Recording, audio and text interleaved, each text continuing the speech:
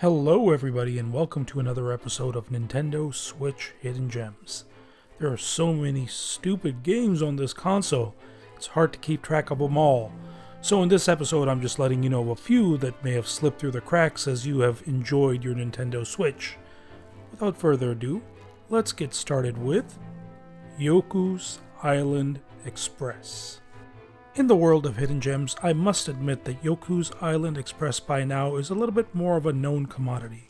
But still, for those who have not enjoyed this pinball-esque platformer, this is definitely a unique game, especially for those who are not the biggest fans of pinball games, which includes myself. But this game just feels a little bit different.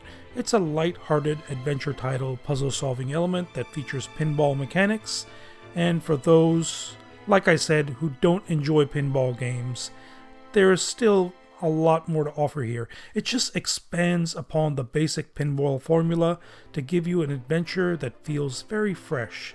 Yoku's Island Express is very colorful, charming characters, your typical puzzle-solving elements can be found here, and at the end of the day, you'll just feel good after playing a game like this. Once again, I would call this a platformer with pinball elements. I don't know what type of game it is officially labeled as, but it's pretty cool. Check it out. Next up, we switch our attention over to a visual novel. A rather unique visual novel published by Nintendo, that is Emio the Smiling Man. I really like the story and premise of this game. There are, at times, situations where the game is not clear what it wants you to do, but if you can power through those minor hiccups/annoyances, you will find a very engaging and thrilling story that the game tells you in a really cool way. Now, once again, this is a visual novel. If you do not like visual novels, then there's not a chance in hell that you'll enjoy Emio the Smiling Man. But if you're a fan of detective-style mystery-solving games that primarily feature a lot of dialogue, Emio is definitely worth checking out. The one thing that I really like about it is the vast array of characters. So it's not one of those games where you'll know like 2 chapters down the road who did it. Because there's so many characters, they all have their own unique angles and twists. You will be left with quite the adventure, to be honest with you. Very well done. It's not as dark as people think it is, but it's not, I guess kid-friendly either. So anyways, still worth checking out in my opinion. Now, I thought really hard about this one, but I decided to put Madison on this list as well. The reason why I thought really hard is because the Nintendo Switch struggles with the graphics on this game. On other systems, it plays a lot better. Still though, if you only have a Nintendo Switch and you have this game or you're looking for a horror adventure, Madison is definitely one that fills the bill. It is your typical puzzle-solving, first-person puzzle game that features very strong and dark horror elements. Definitely not for the faint of heart, definitely not for those who get scared easily. And at times there are some areas of Madison that will provide a little bit more of a head-scratching element.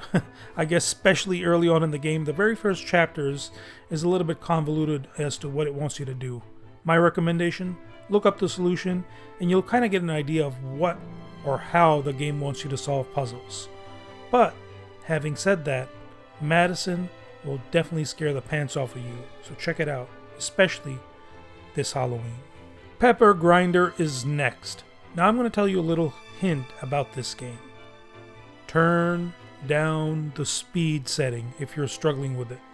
It is a platformer, 2D action platformer game that is pretty cool. It actually features some underground digging mechanics, and basically you attack with your grinder to take down enemies, foes of various kinds, including some pretty challenging bosses.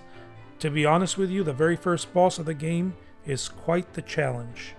I'm telling you right now, if you are struggling with the game, turn down the speed setting.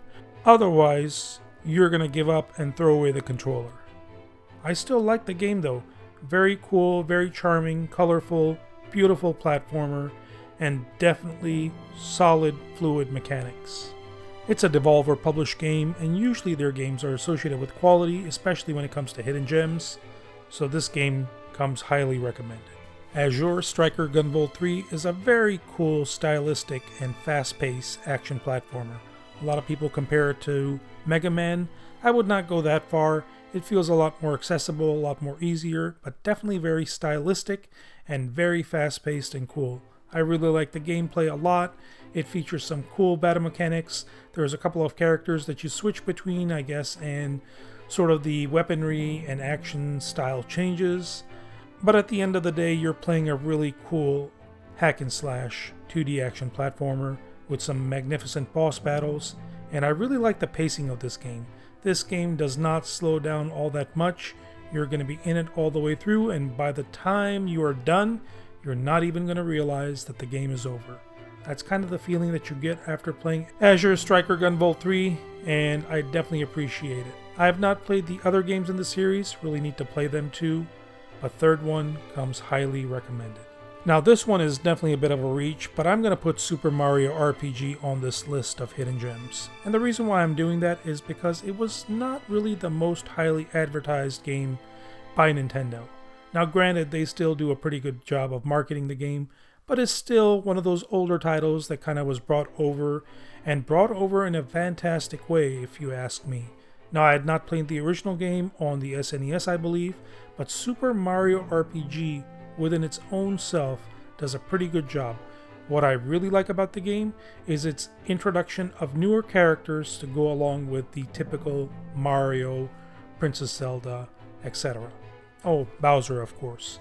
But yeah, the new characters really do shine in this game. Square Enix, I believe, was the developer, and they did a fantastic job because the game does have Square Enix's DNA in it. I'm pretty sure they were the ones who developed this game for Nintendo, but don't quote me on it.